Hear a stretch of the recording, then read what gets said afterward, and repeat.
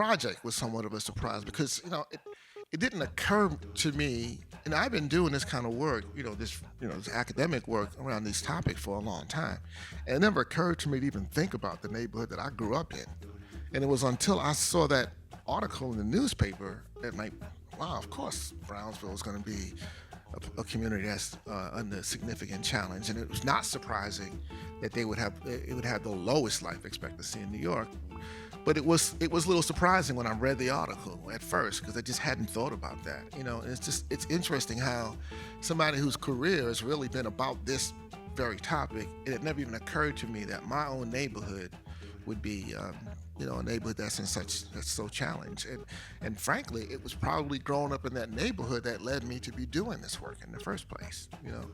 Yeah, and first of all, thank you for sharing your neighborhood with us. I definitely love being able to connect with other people and their cultures and their communities. So we appreciate you opening up to what seems like a really wonderful place with prideful people. Let me just say one thing about that.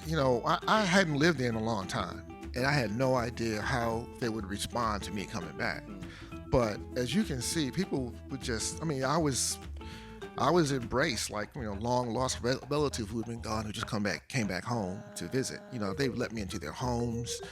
Some of those scenes are shot. There's one scene where Tay Mack is talking about the police and what happened when he went to the store for his grandmother.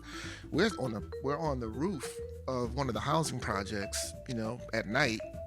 They just embraced me, brought me into their homes, opened up their homes, and it was really I think impressive. The other thing is just how much brilliance there is. There is a difference between intelligence and education.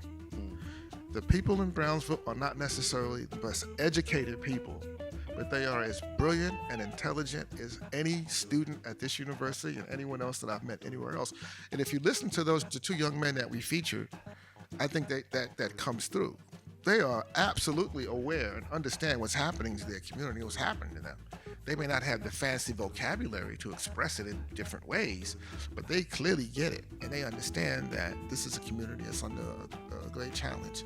So there's a lot of brilliance there that we're wasting in this society.